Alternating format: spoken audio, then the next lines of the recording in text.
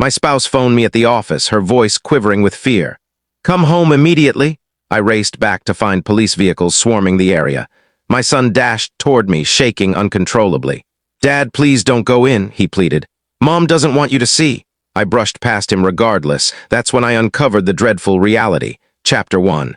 The urgent summons. It was an ordinary Thursday afternoon at work when my phone vibrated. The screen displayed Emily, my wife's name, and my heart clenched. Her tone was not the steady, composed one I knew. It was desperate. "Get home now, hurry," she urged. I leapt from my seat. "What's wrong? Are the kids safe? Is everyone all right?" But she interrupted. "Just come quickly." Then the call ended. The 20-minute drive shrank to 10. My hands clenched the steering wheel, knuckles paling.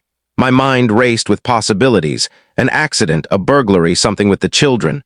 As I turned onto our street, the sight froze me. Police cars crowded the driveway, their red and blue lights flashing across our house's windows.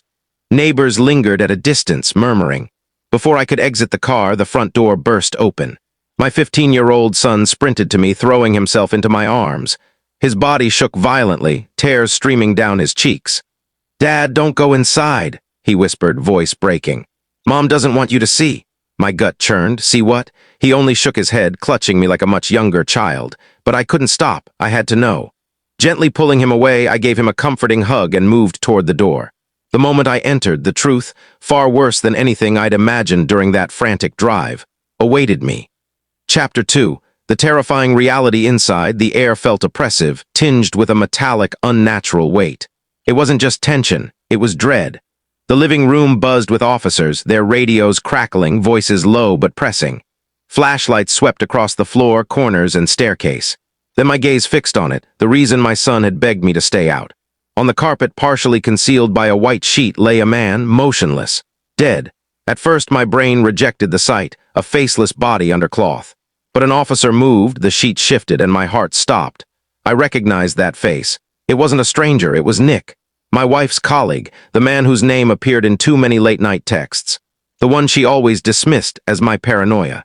Across the room, my wife sat on the couch, hair messy, mascara streaking her cheeks. Two officers stood nearby, notepads ready. She looked up, eyes wide with fear, and whispered, "I didn't mean for you to find out like this." My son's words echoed. "Mom doesn't want you to see." Now I understood why. The horrifying truth wasn't just a corpse in my home. It was my wife's deceit, her infidelity, and her hidden life, exposed with police as witnesses, my son trembling in fear, and my entire world collapsing before my eyes. Chapter 3. The inquiry and her deceptions. The room felt smaller, the air denser. The flashing lights from outside cast red and blue shadows across the walls, as if the house pulsed with the truth I'd just uncovered. An officer approached, his tone authoritative yet professional. "Sir, please step outside, we're still collecting statements." But I couldn't move. My eyes were glued to my wife. Her hands shook in her lap, her voice faltering as she spoke to the detective opposite her. "It was an accident. He came over. We argued." Her words stopped when she noticed me listening. When her gaze met mine, tears streamed harder, but I saw it, not grief, not shock, but fear of being exposed. She stumbled over her words, desperate to regain control. "It's not what it seems. Please believe me. Nick just showed up unannounced. He forced his way in." But her story unraveled. Officers exchanged looks. One mentioned that neighbors had seen Nick's car parked outside our house multiple times. Her uninvited guest excuse collapsed. Then my son, still trembling, stepped forward, his voice quiet but firm. "Dad, he wasn't uninvited. He's been here before a lot. Mom told me not to tell you." The room stilled. My wife's face drained of color as if life itself fled her. In one sentence, my son had revealed the truth the police were circling. This wasn't an accident. It was an affair, a double life, laid bare before everyone. The investigation wasn't just about a body anymore. It was about betrayal, lies, and the destruction of the life I thought I had. As I stood there, hearing my son's shaky confession, I realized the woman who called me in panic wasn't afraid of the police. She was terrified I'd learn the truth. Chapter 4. The affair exposed my son's trembling honesty, sliced through every excuse my wife tried to spin. An officer whispered to the detective, who nodded and said loudly, "Multiple neighbors reported seeing this man's car outside your home regularly. Overnight visits, sometimes during the day." The blood drained from my wife's face. She tried to speak, but her voice broke into silence. Every eye in the room turned to her, not with compassion but suspicion. Her attempt at composure shattered.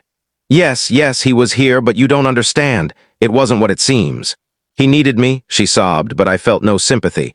My heart didn't break anymore, it hardened. My son gripped my arm tightly, his voice small.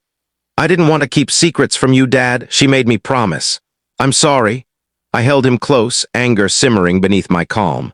The boy had been forced into silence, trapped in his mother's web of deceit while she carried on an affair in our home. That betrayal cut deeper than anything. An officer closed his notebook decisively.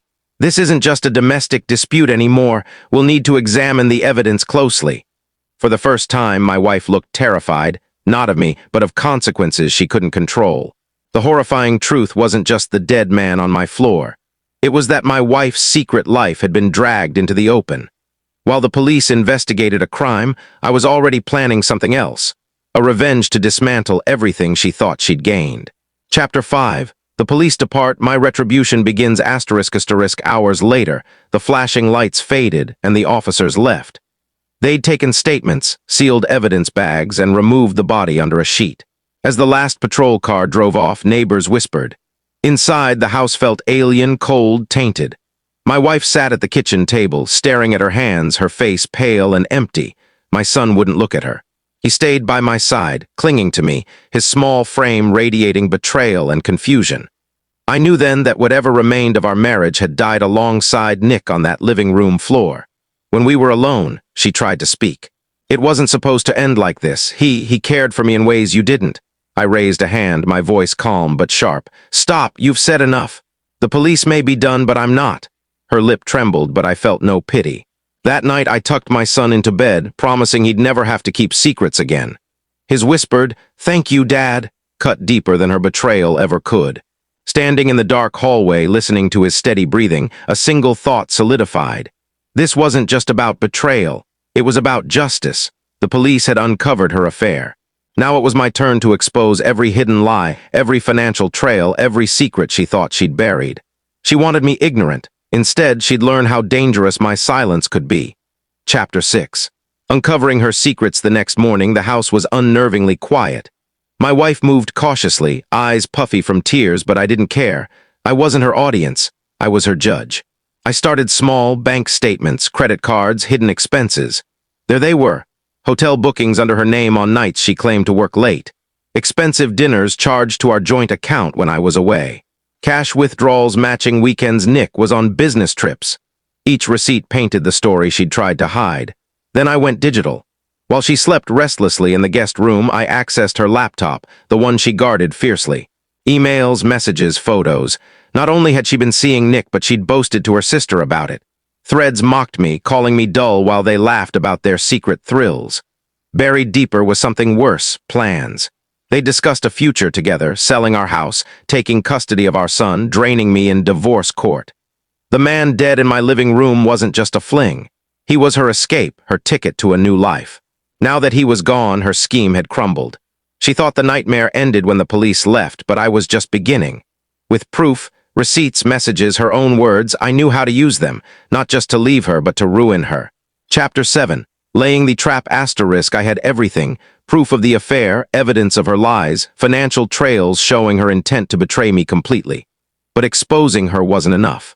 I wanted her to feel the same helplessness she'd forced on me, trapped, humiliated with no escape. I organized everything. Financial records, hotel bookings, dinner bills, cash withdrawals, digital evidence, emails, text screenshots, threads mocking me. Witness statements from neighbors who'd seen Nick's car repeatedly. It was airtight.